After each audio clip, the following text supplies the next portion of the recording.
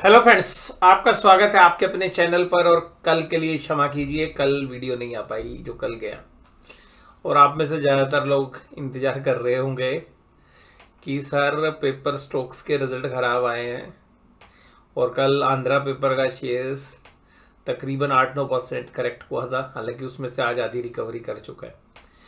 आप valuation wise देखिएगा तो आप जो है उनको महंगा नहीं पाएंगे, बट हाँ रिजल्ट इतने अच्छे नहीं थे।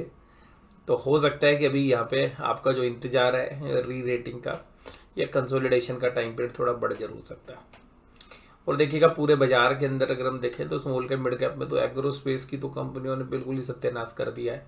इस बार बहुत ही खराब रिजल्ट आया है।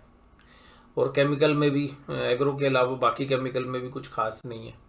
तो एक डी रेटिंग कैंडिडेट्स हैं और बहुत सारे जो सेक्टर्स हैं जो फॉरेन इकोनॉमी पे बेस्ड है, तो जो एक्सपोर्ट पे बेस्ड है वहाँ पे ज़्यादा अच्छा नहीं आया। टेक्सटाइल फिर भी उम्मीद से अच्छा हो गया, स्टील उम्मीद से अच्छा हो गया। तो कुल मिलाकर जो आज निफ्टी में जो दम भरा गया है वो आईटी की वजह से। और मैंने जैसे पिछली वीडियो में कहा था, भाई अब तो सरकार लगभग मोदी जी की बनना तय माना जा रहा है, जो विशेषज्ञ लोग हैं। और अब तो मोदी जी ने खुद संसद में खड़े होकर कह दिया, भाई इस बार 370 हम लेके आएंगे, एनडीए 400 के पार जाएगी। तो अब इतना कॉन्फिडेंस तो फिर बाजार तो देखिएगा उस बात को समझता है ना, जो बाजार मोदी जी की बात को बड़ी तरजीह देता है। तो आज देखिएगा निफ्टी को खींच दिया गया। और निफ्टी में जिस तरीके की तेजी और निफ्टी में जिस तरीके का पैटर्न अगर हम देख रहे हैं तो हम तो एक डबल टॉप पैटर्न के बाद एक करेक्शन जो है एंटिसिपेट कर रहे थे। अब बाजार ने जो आज पुल बैक दिया है, या इस जो हम डबल टॉप बनने के बाद जो स्थिति अभी बनी है दोबारा से, वो एक बेस बना के ऊपर की तरफ बाजार जा रहा है। अब ये जा रहा है तो ये हो सकता है कि अभी डबल टॉप, मैंने बॉटम बोल दिया आपको, डबल टॉप के बाद जो है अब शायद ट्रिपल टॉप बनाने की तैयारी कर सकता है बाजार। तो हो सकता है कि बाजार आपको कल सुबह खुलते के साथ 22,000 के ऊपर नजर आए। और उसका मुख्य कारण ये कि जो बैंकिंग स्टॉक्स हैं वो पिछले 3 दिन से लैगार्ड है, बाकी सबको पकड़ लिया है। अगर एक बैंकिंग का ओपनिंग ही अच्छी कर दी तो 22,000 के पार तो चला ही जाएगा। तो 21,929 पे तो बंद हुआ है। बाकी शेयर्स अगर मॉडरेट भी रहे तो, क्योंकि बैंक निफ्टी के स्टॉक जो है 3 दिन से रेड कैंडल बना रहे हैं, तो क्लोजिंग तो देखिएगा वीक ही हुई है, लेकिन लास्ट के 15-20 मिनट में एक अच्छी बाइंग बैंक निफ्टी स्टॉक्स में थी। तो उसको देख के ऐसा लग रहा है कि शायद बैंक निफ्टी के स्टॉक कल सुबह अच्छा करें। दोपहर में हो सकता है कुछ भी हो जाए, लेकिन सुबह हो सकता है कि एक बार आपको एक अच्छी ओपनिंग मिले और फिर बाजार दोबारा से जो है 22,000 के ऊपर चला जाए। अब जो शेयर्स लैगार्ड थे पिछले साल में, जो सब जिनका मतलब हम कह सकते हैं कि जिनका डब्बा गोल था, और आम बोलचाल की भाषा में बोले तो जिनका धसला डिगा हुआ था, अब जिनका धसला डिगा हुआ था वो सारे शेयर्स अब चल रहे हैं। और अहम भूमिका में देखिएगा टीसीएस। और मुझे याद आ रही है अपनी एक वीडियो मैंने 2.5-3 महीने पहले, वो शायद मुझे याद आ रहा है 2.5-3 महीने हो गए, और मैंने कहा था कि अब अगर निफ्टी को चलना है तो आईटी शेयर्स हमें लग रहा है बेशक से उनकी फाइनेंशियल परफॉर्मेंस अच्छी हो ना हो, लेकिन वो परफॉर्म करेंगे। तो अब वो फाइनेंशियल देखिएगा, बड़े प्लेयर्स, मुझे याद है कि 1200 1250 पे इन्फोसिस तोड़ा था और उसके बाद सब लोग पैनिक में आ गए थे। अब वो पैनिक सब गायब हो गया। कोई ऐसा नहीं है फाइनेंशियल परफॉर्मेंस अच्छी आई है, कोई गाइडेंस अच्छी है, नहीं नहीं नहीं, ये बाजार है, बाजार में ऐसा होता है। तो वो टीसीएस इन्फोसिस जो है अच्छा करते हुए नजर आए, बल्कि एचसीएल टेक के रिजल्ट कभी खराब नहीं हुए। अगर पिछले क्वार्टर्स में भी देखें तो एचसीएल टेक भी आज तेजी में था, एचडीएफसी लाइफ और लार्सन। तो जो बीटन डाउन सेक्टर्स हैं या बीटन डाउन जो शेयर्स हैं वो चले आज दब के इंडेक्स को। अब बीटन डाउन क्या बचा है, अब भी अगर थोड़े शॉर्टर टाइम फ्रेम में देखें तो स्लाइटली ओवरसोल्ड आपको क्या लगेगा, बैंक्स, तो बैंक को खींचने की कल कोशिश होनी चाहिए मेरे हिसाब से। तो Reliance, ITC, power grid, Bajaj Finserv और ब्रिटेनिया कमजोर थे। अब देखिएगा ये जो सारे शेयर्स हैं ना निफ्टी के, ये सब मतलब मुझे ऐसा लगता है कि इन्होंने अगले साल की अर्निंग्स ना सब डिस्काउंट कर रखी है। देखो लेकिन बाजार में ना इतनी लिक्विडिटी है, सब म्यूचुअल फंड में पैसा आ रहा है, रिटेलर का पैसा आ रहा है। तो हो सकता है कि निफ्टी में वैल्यूएशंस हमारे को समझ में नहीं आ रही हो, लेकिन जब वो मनी आएगी तो वो कहीं ना कहीं तो डिप्लॉय होनी है, तो वो हो सकता है रिटर्न में जनरेट ना करे। तो हमें लग रहा है कि अगले 1 साल तक की जो अर्निंग्स है वो तो यार इंडेक्स ने डिस्काउंट कर ली है। और अब वो बैंकिंग थोड़ा सा टेक्निकल चार्ट पे ओवरसोल्ड हैं शॉर्टर टाइम फ्रेम में, तो हो सकता है कि वहां पर एक कल पुल बैक आपको बैंक निफ्टी मिले सुबह के दिन। सुबह हो सकता है 1 घंटे 1.5 घंटे 2 घंटे जो है वो ऊपर बने भी रहें। दोपहर में कुछ भी हो सकता है, क्योंकि परसों एक बड़ा इवेंट आप मान के चल सकते हैं, एक वोलेटिलिटी बढ़ाने के लिए फिर ऊपर की तरफ से बाजार एक बार क्रैक कर जाए। और वोलेटिलिटी क्यों बढ़ाएंगे, वोलेटिलिटी बढ़ाने का जो मुख्य कारण है वो एक बड़ा ही सिंपल है। वो सिंपल ही है कि भाई क्रेडिट पॉलिसी आएगी। वो क्रेडिट पॉलिसी में होना क्या है, मुझे तो लग रहा है स्टेटस को होगा और कुछ बदलाव होंगे नहीं, क्योंकि इन्फ्लेशन तो सॉफ्ट हो गई है। लेकिन मुझे लगता है कि जब तक अमेरिका से रेट ऑफ इंटरेस्ट नहीं घटेंगे हमारे को दिक्कत हो जाएगी बॉन्ड मार्केट की वजह से। और ये मैं पिछले 1.5-2 साल से कह रहा हूँ, तो ये हमारी इन्फ्लेशन की वजह से नहीं, लेकिन यूएस में जब तक रेट ऑफ इंटरेस्ट नहीं घटेंगे, शायद मुझे लगता नहीं कि यहाँ पे काटेंगे, और कटेगा तो बहुत ही मामूली सा, वैसे चांसेस नहीं है मेरे को। और एडवांस आज जो है चांद पे थे 1365 और घटने वाले 781 शेष। और उसके बाद अगर हम आगे चर्चा करें तो भाई आजकल चल क्या रहा है, देखो सरकार तो चल ही रही है, सरकारी शेयर तो चल ही रहे हैं। आज भी बीपीसीएल की बारी थी, बीपीसीएल 2-3 दिन से चल भी अच्छा रहा है। एचडीएफसी लाइफ ये भी देखिएगा सबसे कम चलने वाले शेयर्स में से इंडेक्स के, तो ये भी आज जो लैगार्ड शेयर्स थे वो आज तेजी पकड़ते हुए एचसीएल टेक, टाटा कंसल्टेंसी, इन दोनों में तेजी आई। मारुति के रिजल्ट के बाद एक अच्छा पिकअप देखने के लिए मिल रहा है। विप्रो पिछले साल पूरे साल टूटता रहा, देखिएगा अब ये रिकवरी कर रहा है। ओएनजीसी और एसबीआई लाइफ और उसके बाद इन्फोसिस, ये सब शेयर तेजी में थे। कमजोरी कहाँ थी, पावर ग्रिड में, ब्रिटेनिया में, इंडसइंड बैंक में, आईटीसी और ग्रासिम में। और पावर ग्रिड भी देखिए अपने 52 वीक हाई के आसपास से ही आया है। और इसके साथ अगर हम बात करें निफ्टी बैंक में 134 पॉइंट की आपको कमजोरी, लेकिन ये एक मतलब मिक्स ट्रेड था आज पूरे दिन भर। हालांकि जब बाजार बंद हुआ तो 750 के ऊपर ट्रेड कर रहा था, लेकिन वो आधे घंटे के एडजस्टमेंट की वजह से तो एक अच्छा पुल बैक जो है आपको 3:15 बजे के बाद देखने के लिए मिला था निफ्टी बैंक में।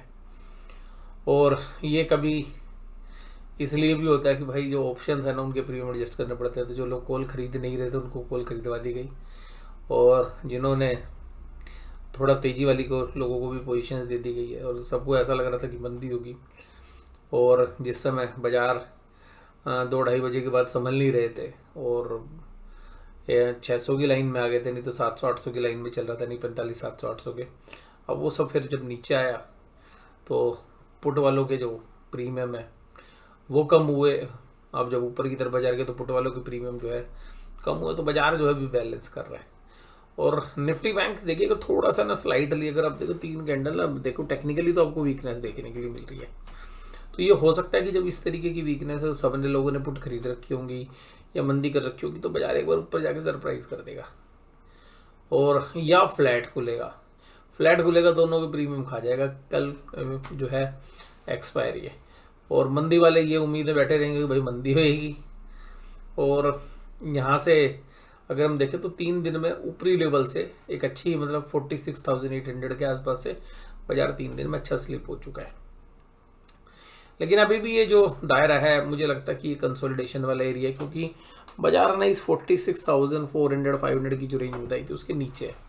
तो अगर जाएगा भी तो इन लेवल्स को पार नहीं कर पाएगा, 46,400 को पार करके ऊपर सस्टेन नहीं कर पाएगा। तो अगर जाएगा भी तो 46,000 के आसपास जा सकता है, 46,100-200 के आसपास। और वहाँ पे भी मुझे ऐसा लग रहा है कि दोपहर तक ही जो है संभाल पाएगा 11-12 बजे तक। उसके बाद फिर वहाँ पर भी अगर 46,200-300 चला भी गया तो धीरे धीरे करके फिर स्लिप हो जाएगा। तो कल जो है निफ्टी बैंक में हमारी न्यूट्रल रहा है। कोई बहुत बड़ा जो अगर फॉल आएगा तो वो या बहुत बड़ी तेजी आएगी तो वो तभी आएगी जब 46,000 ऊपर के बाजार जाए, और वहां से फिर एक सेलिंग एंटीसिपेट कर सकते हैं। बाजार अगर यहीं खुलेगा फ्लैट तो देखिएगा इन लेवल से 200 पॉइंट प्लस या माइनस यहीं पे घूम फिर के बाजार जो है टाइम पास कर देगा। और नीचे भी अगर बाजार आता है तो 45,200 के आसपास एक अच्छी स्पोर्ट है, तो वहां से भी जो है एक बाउंस करने की उम्मीद अगर नीचे भी आता है तो। बट हमारा व्यू जो है न्यूट्रल है कल निफ्टी बैंक के ऊपर। लेकिन क्योंकि बाजार ओवरसोल्ड है, अगर बाजार सुबह नीचे की साइड नीचे खुलते हैं तो बीच में बंद होने के चांसेस हैं। बाजार ऊपर की तरफ जाएंगे तो भी फिर बीच में, यानी कि जो दायरा है जिन पे क्लोज दिया है बाजार ने, इसी के इर्द गिर्द ही जो है 100-150 पॉइंट, जैसे मैंने 200 बोला है, 200 ऊपर या 200 माइनस इसी के आसपास जो है रहेगा। क्योंकि जो ऑप्शंस के जो प्रीमियम है वो भी बड़े प्लेयर्स जो है डिस्टर्ब नहीं करना देना चाहेंगे। और कोटक महिंद्रा बैंक आज गिरावट में था। और देखिएगा निफ्टी बैंक तब तक नहीं चलेगा जब तक HDFC नहीं चलेगा या कोटक नहीं चलेगा, क्योंकि जो सारे शेयर्स है ना वो फुली प्राइस्ड है।